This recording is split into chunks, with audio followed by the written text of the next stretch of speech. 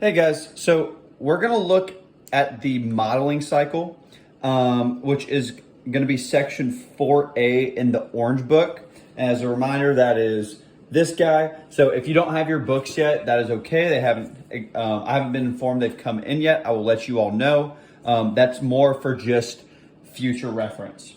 So what we're gonna do today is we're gonna look at developing models for for phenomenons. So one of the big uses of math is to make models to make predictions for different events and different scenarios that occur in real life. And so the modeling cycle has kind of 5 steps that we run through. So the first thing that we do is we pose a question and then we make assumptions. So the reason you make a model is because you can't always account for everything. You're going to have to assume a couple of things, and if you knew everything, there wouldn't be a need for a model. The next thing that we could do here is we're going to develop the model. So that can look like developing an equation of some sort to match the data that you have. We're going to be dealing mostly with linear models for today. So once you've developed the model, the next thing that you want to do is you want to test your model. So if you go and you test your model and it turns out that it's not great, you don't just throw in the towel. You say, okay, well, I'm gonna go back and I'm gonna go back to step 2 here, and I'm gonna develop another one until I've got it down. So if your model tests well, you're going to reflect and you're going to try to apply your answer to the real world. You're going to say, does what I've found, can I use this to make projections for something that is true? And if so, what are those? And then once you've gotten that done, you want to try to extend your answer to other fields.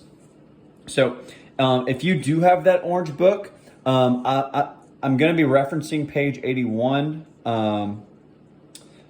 Number 1. And so if you're looking for it, you can find it there. If not, I've written it down here and we can talk about it here. So the graph right here is for distance traveled by a cyclist per hour. So as the x-axis is time here in hours, it's the amount of distance that this cyclist has gone. So we want to ask ourselves, okay, what assumptions have been made in constructing this model right here? And do you all think that those are reasonable? So think to yourself for a second, making this straight linear model, what are some assumptions that we've made? So pause it and jot down a couple somewhere.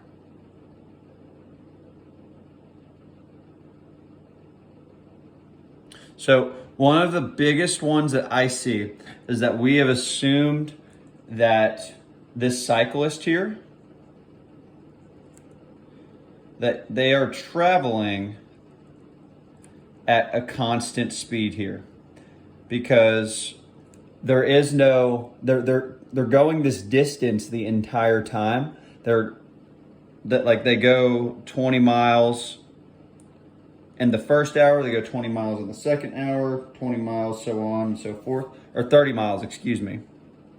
30 miles in the first hour, or kilometers. I'm not doing a very great job of reading this graph I've made, excuse me. So 30 kilometers per first hour, 30 kilometers for the second hour. They're traveling at a constant speed. Now, I personally do not think that this is reasonable. Because I think if you're traveling that long, I think that you're probably going to run into some hills at some point, whether uphill or downhill, and those are going to cause you to speed up or slow down. So we'll call that terrain change. And also you could get tired. I mean, 3 hours is a long time to ride a bike for. You see this graph goes on. In theory, it could go to 4 to 5 to 6 to 7 hours on a bike. So I think those are a couple of assumptions that we've had to make here. So then one of the good things that we can use a model for is to make predictions here. So here we want to use the model to predict the distance traveled by the cyclist in 2 hours. And once you've developed your model, to make predictions, you've just got to find either substitute in that time if you have an equation, or if you have a function, a graph, you can look and say, okay, well, 2 hours here, that occurs at 60 kilometers. So it's going to be 60 kilometers there. And so the notes are going to be, the video notes are going to be pretty short today. So I want to look at one more example because I do have a lot of other things I'm having you all do on Canvas.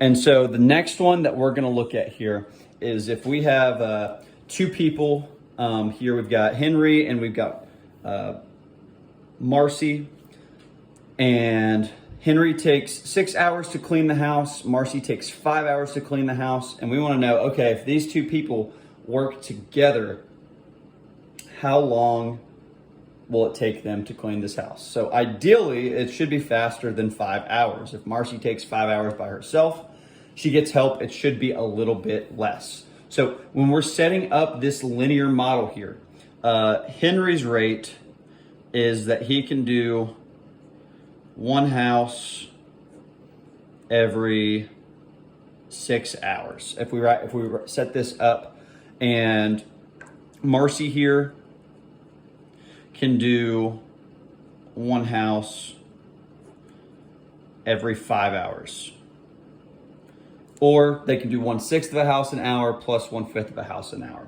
So if we add these rates together, so let's see here, we're gonna have to multiply to get to the same denominator. 6 and 5 will give us 30. So we're gonna change this, multiply by 6 over 6. This one, we're gonna do 5 over 5. That's gonna be 5 over 30 plus 6 over 30. And so the rate here reads a little weird, is that in 30 hours, they could do 11 houses. Now, with that, if you wanted to get how many houses that Henry or Marcy here could do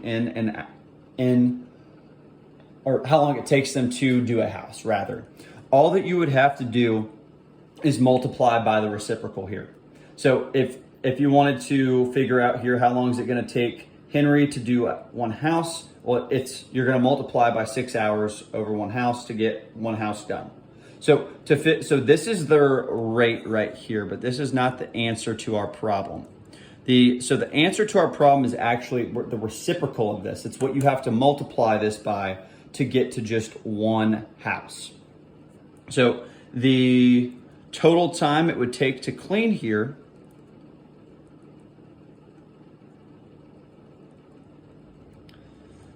is going to be 30 over 11, because you have to think, if it's 11 houses in 30 hours, what do we have to multiply it by to get this to 1?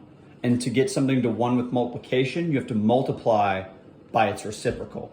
So that is so 30 out of 11 hours.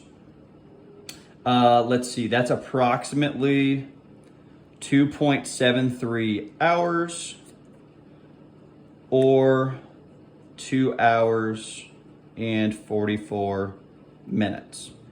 So that is all of the video notes that we have. I do have the second section for today. I believe it is 4B, posted on Canvas. There aren't really examples, just some reading to do. You all can take notes on that if you want, and we will go from there. Thank you, everybody.